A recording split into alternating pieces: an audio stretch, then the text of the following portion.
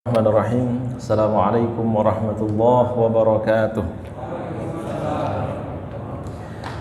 Alhamdulillahi wahdah, sadaqa wa'dah, wa nasara 'abdah, wa 'azza jundahu, wa hazama al-ahzaba wahdah. Allahumma salli wa sallim wa barik ala sayyidina wa habibina wa syafi'ina wa qurrati a'yunina Muhammadin wa ala alihi wa ashabihi wa man tabi'ahum bi ihsanin ila yaumiddin. Rabbi shrah li sadri wa yassir li amri wahlul 'uqdatam min lisani yafqahu qawli, amma ba'd. Yang sama-sama kita hormati dan kita muliakan Ibu Kakanwil, Ibu Erna Sulistiawati. Mohon maaf Ibu, ada penghalang antara kita. Mudah-mudahan tahun depan Ibu bisa di samping kiri, Bapak-bapak di sebelah kanan gitu ya. Ada hijab di tengah sehingga saya kalau bicara tidak dangak ke atas, atau Ibu Kakanwil ketika memberikan sambutan tidak meraba-raba ini ada orang yang dengar atau enggak gitu. Bapak Ibu hadirin wal hadirat dan seluruh kaum muslimin, a'azzani Allah wa iyyakum ajma'in. 3 hari lagi, siap tidak siap, terpaksa atau dengan sukarela, kita pasti akan bertemu dengan bulan Ramadan. Karena itu Rasulullah Shallallahu Alaihi Wasallam memberikan contoh kepada kita. Beliau itu sebelum Ramadan tiba pasti mengumpulkan semua sahabatnya.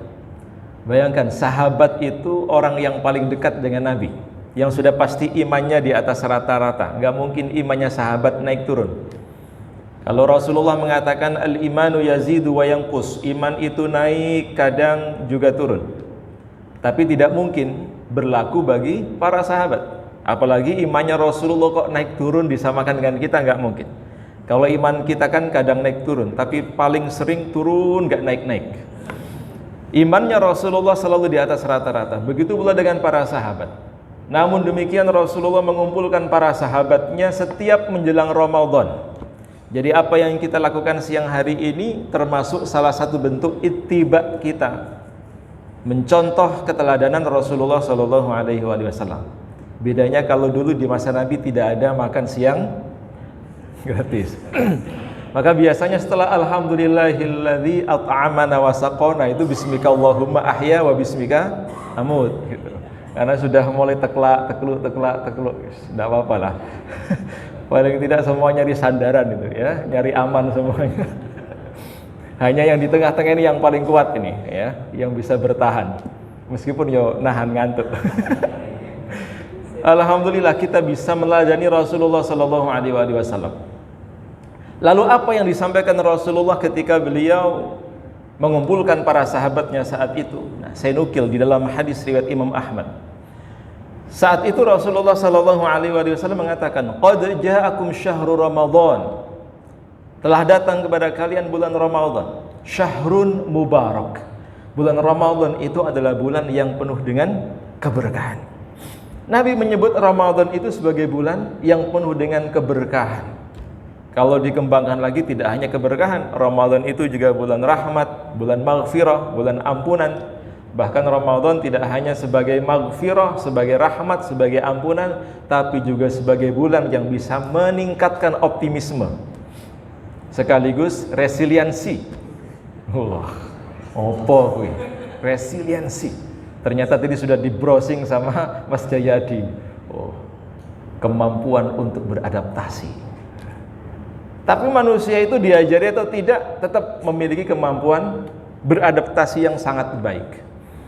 Ketika dalam kondisi seperti ini, mau tidak mau kita dipaksa untuk beradaptasi. Bahkan Ramadan itu bisa dikatakan lebih dari cukup. 30 hari kita berpuasa di siang harinya, malam ikut tarawih. Kalaupun hanya sebulan itu sudah lebih dari cukup.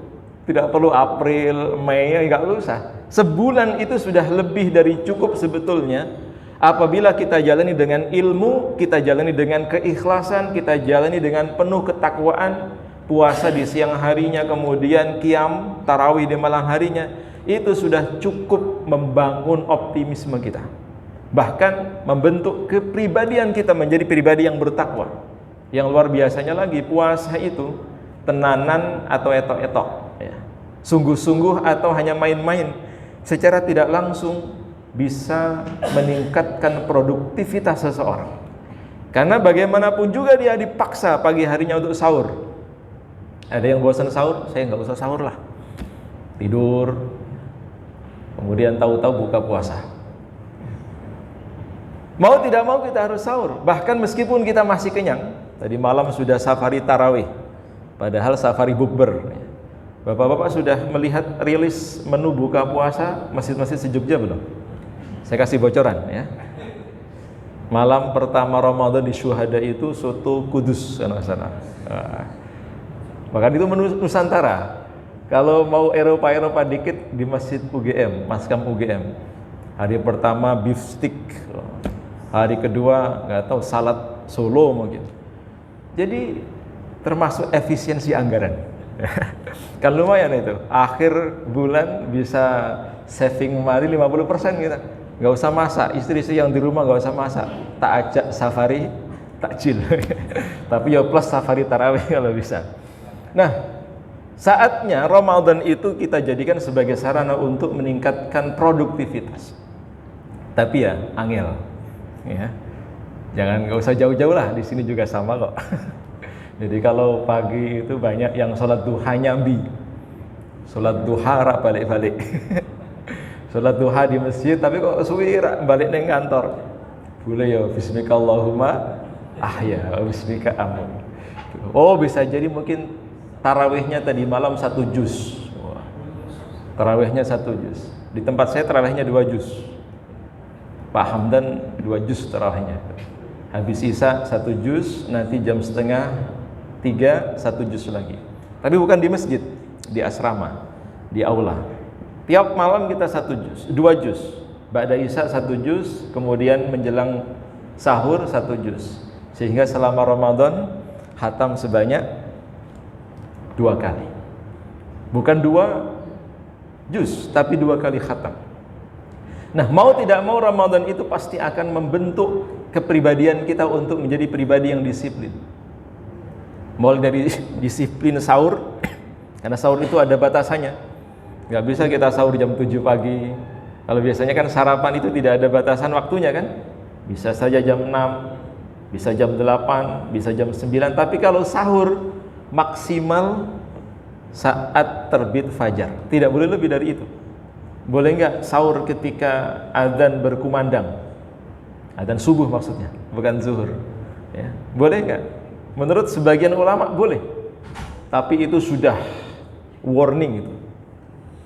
Maka Rasulullah menganjurkan umatku akan senantiasa dalam kebaikan selama mereka menyegerakan berbuka dan mengakhirkan sahur. Ini jangan dibalik ya. Walaupun kita masih kenyang, tetap kalau sudah waktunya buka puasa. Jangan sampai masih kenyang nanti aja lah jam 12 malam. Sekalian sahur, sekaligus buka. Tetap iftar, tetap buka puasa. Tapi disegerakan waktunya. Begitu masuk waktu maghrib, kita langsung berbuka. Ya, tapi harus dipastikan maghrib beneran. Bukan tinggal di Jogja, maghribnya Jayapura. Atau mungkin sayup-sayup terdengar azan. Kok sudah maghrib kayaknya, ternyata adzan contoh ya, adzan MP3, sudah batal puasanya. Maka kesabaran itu tidak hanya pada saat kita di siang harinya, akan tetapi juga pada saat godaan yang paling berat itu ketika menjelang iftar. Padahal waktu yang paling istimewa yang disebut oleh para ulama itu sebagai golden time itu ya di 2 waktu itu selama Ramadan. Yang pertama adalah inda aftara, ketika sedang berbuka, dan yang kedua inda sahur, ketika waktu sahur. Kenapa 2 waktu ini termasuk waktu yang sangat istimewa? Karena Rasulullah mengatakan 3 doa yang tidak akan ditolak oleh Allah. La syakka fihin, tidak ada keraguan di dalamnya. Siapapun yang berdoa di 3 orang ini pasti dikabulkan oleh Allah. Salah satunya adalah inda yuftiru, da'watus sha'im inda aftara, doanya orang yang berpuasa ketika sedang berbuka. Nah, biasanya kan berat ini. Kalau sudah dihadapkan dengan berbagai macam menu buka puasa, mau angkat tangan untuk berdoa saja kadang nggak sempat. Minimal ya Allahumma lakasumtu atau Allahumma barik lana. Padahal 15 menit waktu yang kita gunakan, kita siapkan untuk berdoa pada saat itu, waktu yang mustajabah. Tidak ada waktu lain yang bisa menggantikannya. Maka kita siapkan list doa apa saja yang akan kita minta selama Ramadan. Termasuk ya tadi, minta agar kita diberikan sifat optimisme, diberikan kekuatan. Karena bagaimanapun juga setiap, bukan hanya dunia, kita diuji oleh Allah. Termasuk nanti di alam kubur itu juga masih diuji oleh Allah. Setelah dibangkitkan dari alam kubur itu juga masih diuji oleh Allah. Sampai yaumil mahsyar itu juga masih diuji oleh Allah. Ujian itu akan terus menerus. Sampai kapan ya? Sampai kita masuk ke dalam surga baru selesai ujiannya. Jadi ujian itu tidak hanya di dunia, tidak hanya SD, SMP, SMA, tidak hanya ketika kuliah, tidak hanya selama masih hidup. Orang yang sudah mati juga diuji, baru aja dikuburkan diuji kok. Man rabbuka, siapa Tuhanmu, dan seterusnya. Bangkit dari kubur juga masih ditanya oleh Allah, dulu kerja di mana, penghasilannya dari mana, untuk apa, waktunya dihabiskan, dan seterusnya. Ujian ini akan terus-menerus berlanjut. Tapi sebagai orang yang beriman, kita tidak boleh pesimis. Bahkan Allah tegaskan di dalam surat Az-Zumar ayat 53. Allah katakan, "Qul," katakanlah wahai Muhammad, "Ya ibadiyalladzina asrafu," wahai hamba-hambaku yang melampaui batas, la taqnatu mir rahmatillah, janganlah kalian berputus asa dari rahmat Allah. Innallaha yaghfirudz dzunuba jami'a, karena Allah itu maha mengampuni semua dosa-dosa. Bahkan dosa syirik pun diampuni oleh Allah selama pelakunya masih mau bertaubat sebelum mati. Semua dosa diampuni oleh Allah. Maka Ramadan disebut sebagai syahrul maghfirah, bulan pengampunan dosa. Sehingga rugi kalau ada orang yang ketemu Ramadan kok dosanya masih ada, dosanya belum dibersihkan sama Allah, dosanya belum diampuni oleh Allah. Nah, optimisme ini harus selalu kita miliki. Optimis kita, walaupun pernah berbuat salah, pernah punya dosa, tapi kita nanti kembali kepada Allah tanpa membawa dosa. Kita optimis, dosa sebanyak apapun pasti diampuni oleh Allah. Kita optimis, ibadah kita, sholat kita walaupun belum khusyuk pasti diterima oleh Allah. Kita optimis, walaupun kita belum kaya tapi kita bersedekah, dan sedekah kita diterima oleh Allah. Ibadah itu harus disertai dengan sifat roja dan khauf. Apa roja itu? Roja itu artinya berharap, optimis. Selain itu juga ada rasa khauf, rasa takut. Takut kalau tidak diterima, takut doanya tidak dikabulkan. Tapi yang paling penting yang harus kita besarkan adalah rojaknya tadi itu, optimismenya, pengharapannya kita kepada Allah Subhanahu wa ta'ala. Maka tidak mustahil orang itu kalau berpuasa dengan baik, puasanya dengan sempurna, puasa dengan hati, puasanya karena Allah, tidak hanya dosanya diampuni oleh Allah, tapi juga diberikan kehidupan yang lebih baik. Kehidupannya lebih baik, hatinya minimal lebih tenang, tidak mudah marah. Maka kalau ada orang kok masih suka marah-marah padahal dia berpuasa, berarti ada yang dipertanyakan. Nabi itu mengatakan, bahkan ketika engkau diajak berantem, diajak berkelahi oleh seseorang, katakanlah inni shaim, aku sedang berpuasa. Sampai segitunya. Saking besarnya nilai puasa itu. Kalau ibadah kita yang lain kan melalui malaikat, yang nyatat malaikat. Sholat kita dicatat malaikat, sedekah kita dicatat malaikat, haji umrah kita yang nyatat malaikat. Lain dengan puasa. Kata Rasulullah dalam hadits qudsi, Allah berfirman, kullu amal ibni adam lahu, semua amalnya anak Adam itu untuk mereka. Sholatnya, zakatnya, sedekahnya, umroh hajinya untuk mereka. Illa siyam, kecuali puasa. Fa innahu li wa ana ajzi bih.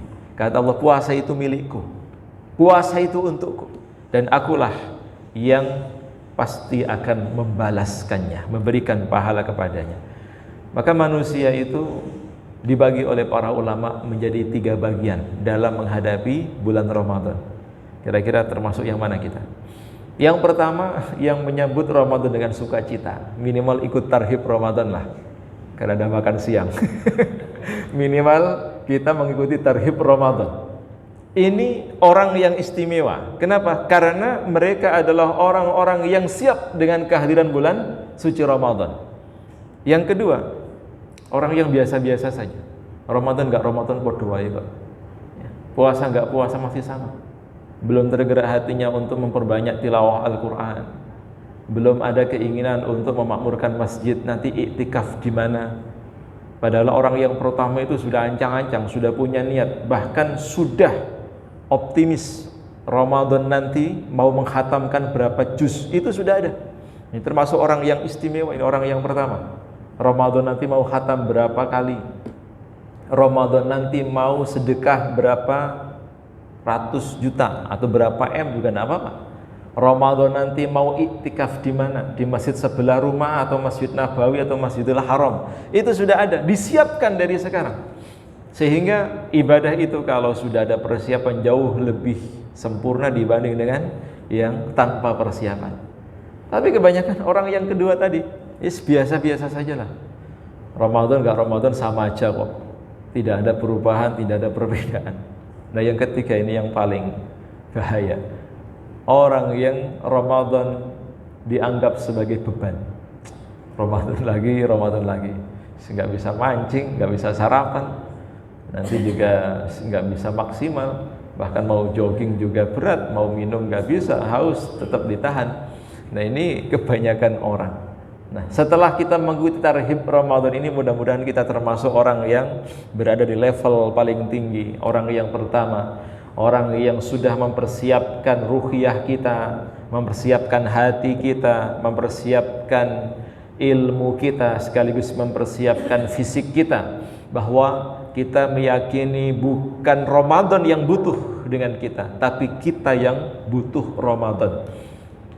Ada tidak adanya kita, Ramadan tetap ada. Tapi apa yang akan kita dapatkan dari Ramadan itu kalau kita tidak berusaha untuk mengisinya dengan sebaik mungkin? Maka di akhir hadis itu Rasulullah mengatakan, man hurrima khairaha faqad hurrim. Siapa yang ketika dipertemukan oleh Allah dengan bulan Ramadan, kok ibadahnya biasa-biasa saja, kok dirinya tidak menjadi lebih baik, kok hidupnya tidak lebih baik, kok jiwanya tidak lebih optimis dan seterusnya, apalagi di luar bulan Ramadan. Karena Ramadan itu parameter, tolok ukur. Orang itu kalau di bulan Ramadan rajin ibadahnya, rajin tilawah Qur'annya, rajin sedekahnya, insya Allah di bulan-bulan berikutnya ibadah-ibadah yang sudah dia lakukan selama Ramadan itu akan ia pertahankan, tetap dia jaga.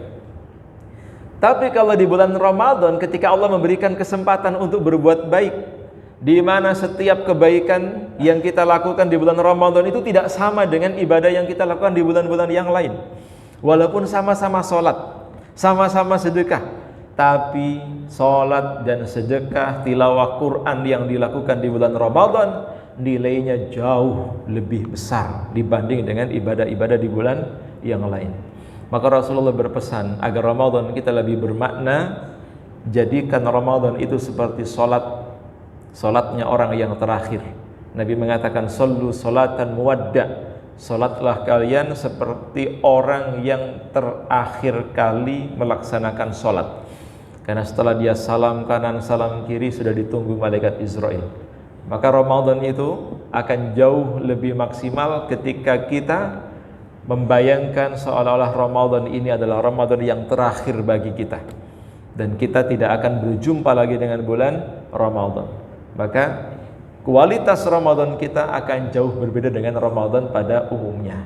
Minimal, karena Ramadan itu sebagai syahrul Quran, kita isi Ramadan itu dengan memperbanyak membaca Al-Quran. Karena Ramadan itu sebagai syahrul mawasid, bulan untuk mengasah kepekaan jiwa, kepedulian sosial, maka Ramadan itu kita gunakan untuk memperbanyak bersedekah, membayar zakat, termasuk juga zakat fitrah, zakat mal dan seterusnya. Karena Ramadan itu sebagai syahrul maghfirah, bulan ampunan, maka kita pastikan dosa kita diampuni oleh Allah di bulan Ramadan. Nah, kalau urusan akhiratnya ini sudah dapat, urusan dunia yang lain pasti bisa. Karena di antara orang yang paling kuat dan sehat mentalnya itu adalah orang yang paling terbiasa berpuasa. Orang yang bisa mengendalikan jiwanya itu orang yang paling terbiasa berpuasa. Maka Nabi itu menganjurkan kalau tidak bisa puasa tiap 3 hari setiap bulannya, ya Senin Kamis. Kalau nggak bisa Senin Kamis ya puasa Daud. Atau dibalik, nggak bisa puasa Daud ya puasa Senin Kamis. Nggak bisa puasa Senin Kamis, minimal setiap bulan 3 hari. Karena puasa itu man shoma yauman fi sabilillah ba'adallahu wajhahu 'anil nari sab'ina harifan. Sehari saja seseorang itu berpuasa, dia dijauhkan oleh Allah dari neraka. Para ulama tidak hanya memahami secara fisikly saja, tapi orang yang berpuasa itu orang yang mampu menahan godaan. Misalnya pas keluar dari ring road, ya, putar balik ke arah Maguwo atau ke arah Jalan Solo, kok lihat mahasiswa putar balik juga, ya toh? Itu Mas Jayadi itu kalau sedang berpuasa nggak mungkin dilihat dosa, tidak dilihat mubazir gitu. Mesti bagaimana caranya untuk bisa mempertahankan puasanya tetap sah itu yo mesti ndolek-ndolek ya, cari pandangan objek yang lain atau yang berbeda. Orang yang berpuasa itu orang yang paling kuat, orang yang paling tahan terhadap godaan. Kenapa? Karena kaitannya dengan nafsu. Nafsu itu tidak bisa dibinasakan. Nafsu itu tidak bisa dibakar di dalam neraka walaupun ribuan tahun lamanya. Nabi itu pernah menceritakan, nafsu dipanggil, biar nafsu itu tunduk, biar nafsu itu menjadi tenang, dibakar di dalam neraka. Bukan dengan api yang berwarna kuning, bukan api yang berwarna merah, tapi api yang berwarna hitam, saking panasnya. Begitu dikeluarkan dari neraka, nafsu ini masih seperti biasa, tidak terkendali. Tapi begitu nafsu ini dipuasakan, tidak diberi makan, tidak diberi minum, tidak diberikan kebebasan, nafsu ini lama-kelamaan melunak. Nafsu yang tadinya tidak terkontrol itu kemudian menjadi terkontrol, menjadi jinak. Begitu pula dengan nafsu yang ada dalam diri kita. Kenapa kita masih memiliki kecenderungan untuk bermaksiat, melakukan perbuatan negatif, atau tindakan-tindakan yang tidak dibenarkan? Salah satunya karena kita masih makan, karena kita masih minum, kita masih punya energi, kita masih punya kekuatan. Coba kalau kita puasa, malas, mau apa-apa malas. Yuk makan siang, malas. Kenapa? Puasa gitu. Tapi karena tidak puasa ya begitu. Oleh karena itu Bapak Ibu yang dimuliakan oleh Allah, mudah-mudahan tarawih Ramadan ini menjadikan kita sebagai pribadi-pribadi yang dipilih oleh Allah untuk menjadikan puasa sebagai sarana di dalam meningkatkan optimisme kita, menjadi pribadi yang memiliki keyakinan seyakin-yakinnya bahwa orang yang berpuasa itu orang yang paling yakin. Bagaimana tidak yakin? Jenengan ya, ketika siang hari tidak makan, padahal yang dihidangkan di meja makan itu halal, bukan makanan haram, halal tuh. Tapi sengaja jangankan kita makan, kita sentuh saja tidak. Di rumah ada istri, istrinya sendiri bukan istrinya orang lain, tapi tidak kita sentuh, padahal ada kesempatan. Kenapa bisa seperti itu? Karena sedang berpuasa. Begitu pula mungkin di kamar mandi ya. Kamar mandi air banyak gitu. Padahal pulang dari kerja, dari kantor panas, naik motor, di kamar mandi itu kan nggak ada siapa-siapa, betul nggak? Ada CCTV di kamar mandi? Nggak ada kan? Di kamar mandi tidak ada orang yang melihat, padahal ada air, kita minum pun nggak ada yang tahu, tapi tetap dipertahankan. Maka orang yang berpuasa adalah orang yang paling yakin dalam kesendiriannya itu, dia senantiasa dalam pengawasan Allah Subhanahu wa Ta'ala.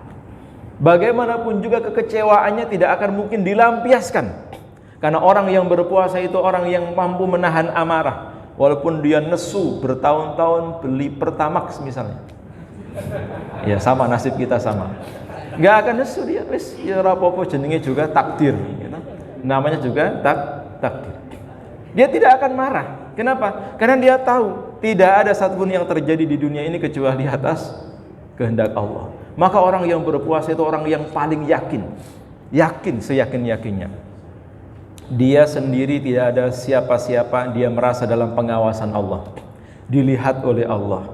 Mau sendiri tidak ada yang melihat, tapi dia merasa dilihat oleh Allah. Walaupun tidak ada yang mengapresiasi, tidak ada yang memuji, yang mungkin masih jomblo sahur sendiri, buka puasa sendiri, tapi dia yakin semua yang dia lakukan itu tidak akan disia-siakan oleh Allah Subhanahu wa ta'ala. Maka di antara doa yang diajarkan oleh Rasulullah sebelum kita berbuka itu bukan Allahumma lakasumtu. Itu kan yang umum, Allahumma lakasumtu. Juga boleh baca doa itu. Doa yang dibaca oleh Rasulullah menjelang berbuka adalah dhahabadh dhama'u wabtalatil 'uruqu wa sabatal ajru insyaallah. Walaupun ada ulama yang mengatakan doa ini dibaca Nabi ketika musim panas, tapi ada yang mengatakan tidak hanya pada saat musim panas. Menjelang iftar ketika akan berbuka Rasulullah baca doa ini. Tapi beliau sebelum berbuka mendahulukan memakan kurma terlebih dahulu. Jadi memakan kurma atau berbuka dengan kurma itu sunnah. Yang wajib gorengan. Kalau di Jawa itu gak ada gorengan belum iftar, belum buka. Maka cara mengikuti Rasulullah yang paling mudah, kalau sholat tidak semua orang bisa, apalagi sholat malam. Nabi itu kalau sholat malam sampai kedua lututnya bengkak, keningnya memar, saking lamanya berdiri, saking lamanya sujud. Maka ikuti saja. Cara termudah mengikuti Rasulullah adalah berbuka dengan kurma. Bukan yang manis-manis, tapi kurma. Berbuka dengan kurma. Kalau tidak ada rutop kurma basah, tamar kurma kering. Nggak ada kurma kering, ya sukari, itu kurma yang manis gitu. Nah setelah memakan kurma baru minum. Jadi urutannya bukan es campur dulu, bukan dawet dulu, tapi memakan kurma dulu. Setelah kurma baru kemudian minum. Setelah itu baru baca doa dhahabadh dhama'u wabtalatil 'uruqu wa sabatal ajru insyaallah. Dahaga telah sirna. Aliran-aliran di tenggorokan sudah teraliri oleh air. Maka saya yakin pahalanya tetap dalam catatan Allah Subhanahu wa ta'ala. Itu hebatnya orang yang berpuasa. Makanan halal dia tinggalkan. Istri yang sah tidak dia gauli. Bahkan ada kesempatan walaupun tidak ada yang melihat, dia tidak mau sembunyi-sembunyi apalagi menyelam sambil minum air. Walaupun dalam ibadah fikih orang yang berpuasa boleh berenang. Orang yang berpuasa itu boleh seluruh, tapi yang tidak boleh itu berenang sambil minum air. Batal puasanya. Karena itu puasa ini harus diilmui, tidak hanya sekedar rutinitas, ritus, ritual tahunan, tapi harus kita ilmui agar puasa kita tidak hanya menyisakan dahaga, lapar, capek dan haus, akan tetapi puasa kita justru menjadikan kita pribadi yang bertakwa. Harus kita ilmui, sekaligus manfaatkan sarana-sarana kajian, kultum, kita dengarkan betul dan kita amalkan. Syukur-syukur 4 materi Islam selama Ramadan itu kita kaji, bahkan kita khatamkan. Apa saja? Pertama, Quran. Ramadan itu sebagai syahrul Quran, kalau bisa punya target khatam Quran berapa kali. Bahkan tidak hanya khataman, tapi juga minimal misalnya selama Ramadan kita pelajari tafsir surat Al-Ikhlas. Keren itu. Al-Ikhlas selama Ramadan. Kurang panjang Al-Kahfi, tidak apa-apa. Ya. Kemudian yang kedua hadis. Hadis. Paling tidak selama Ramadan itu kita punya target untuk menambah hafalan hadis. Gak usah hadis yang panjang-panjang, yang pendek-pendek saja. Salah satu contoh hadis yang populer yang paling tidak nambah dalam kamus kita, ya ini, la taghdab walakal jannah. Apa artinya? Ojo nesuan, ya, ojo nesuan. Kowe mesti bakal mlebu swarga. La taghdab walakal jannah. Tiap hari nambah 1 hadis sehingga Ramadan 30 hadis kan lumayan. Kalau sudah hafal hadis yang pendek-pendek, arba'in nawawilah kita hafalkan. 2. Yang ketiga, fikih. Karena mayoritas di Indonesia madhab Syafi'i, kita pelajari madhab Syafi'i, terutama fiqhus syam, fikih tentang puasa. Sehingga kita tahu apa saja yang membatalkan orang yang berpuasa. Apakah orang yang berpuasa boleh menggunakan katembat ya ketika siang hari? Boleh. Orang yang berpuasa suntik itu membatalkan puasa atau tidak? Kita jadi tahu, nambah wawasan kita. Bahkan yang keempat, yang terakhir, sirah nabawi. Apa? Sirah nabawi. Kita pelajari bagaimana masa kecil Rasulullah, ketika remajanya Rasulullah, bagaimana Rasulullah membina rumah tangga, bagaimana Rasulullah menjadi leader, bagaimana Rasulullah menjadi pengusaha, bagaimana Rasulullah menjadi kepala rumah tangga, kepala negara, dan seterusnya. Sehingga hubungan kita dengan Rasulullah semakin dekat. Bahkan kalau kita ingin mengenal sosok Rasulullah secara detail, itu ada satu kitab namanya Syama'ilul Muhammadiyah. Biar kita tidak keliru mengidentifikasi Rasulullah itu seperti apa. Karena saya punya tetangga, dia tidur bermimpi ketemu Nabi. Terus ditanya oleh temannya, gimana bentuknya Nabi? Dia cerita, Nabi itu rambutnya putih, panjang gitu. Itu bukan Nabi tapi genderuwo itu. Nabi itu dalam kitab Syama'il Muhammad disebutkan, ketika Rasulullah wafat, umur berapa? 63 tahun. Ketika beliau wafat di usia 63 tahun, uban Rasulullah itu tidak lebih dari 12 helai. Cuma 12 helai. Masih hitam. Lah kok ada orang tidur bermimpi ketemu Nabi, ngakunya Nabi, rambutnya putih, itu bukan Nabi, hantu ya. Maka harus mengenal siapa Rasulullah, bagaimana Rasulullah, cara duduknya Rasulullah seperti apa, cara makannya Nabi bagaimana, hingga cara tidurnya Rasulullah seperti apa, termasuk bentuk fisiknya Rasulullah. Itu dijelaskan secara detail di dalam kitab Syama'ilul Muhammadiyah. Mudah-mudahan Allah menambah ilmu kita dan menjadikan Ramadan kita lebih baik lagi. Amin ya rabbal alamin. Saya kira cukup ya. Mari bersama langsung doa ini. Kita tutup dengan doa. Bapak Ibu batuk semua ya. Mudah-mudahan nanti Ramadan bisa sembuh. Amin. Mari bersama kita berdoa memohon kepada Allah. Mudah-mudahan Allah jadikan Ramadan ini Ramadan yang bisa menambah ketakwaan kita kepadanya dan mengumpulkan kita kelak di jannahnya. Ala hadiniha wa ala kulli niyatin salihah. Al-Fatihah. Bismillah.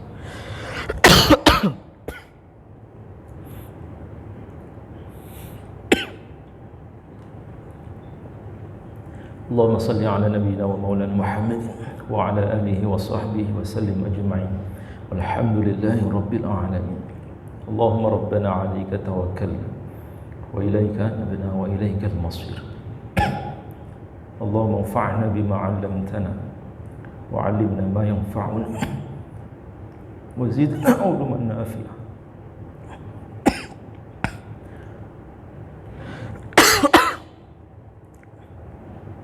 Rabbana atina fid dunya hasanah fil akhirati hasanah وقنا عذاب النار وادخلنا الجنة مع الأبرار.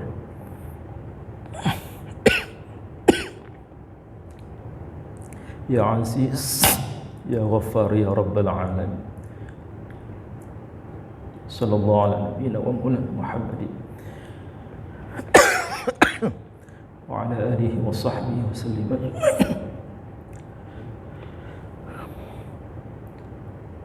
Subhana rabbika rabbil izzati amma yasifun. Salamun alal mursalin. Walhamdulillahi rabbil alamin. Al-Fatihah.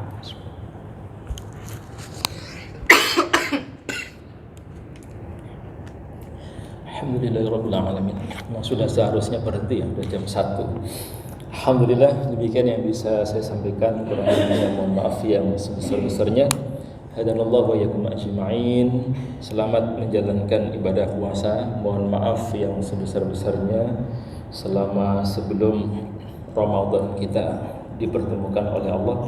Mudah-mudahan Allah mengampuni dosa-dosa kita. Tapi nanti Ramadan insyaallah masih khataman ya. Khataman Al-Kafi ya. Mudah-mudahan. Billahi taufiq wal hidayah. Assalamualaikum warahmatullahi wabarakatuh.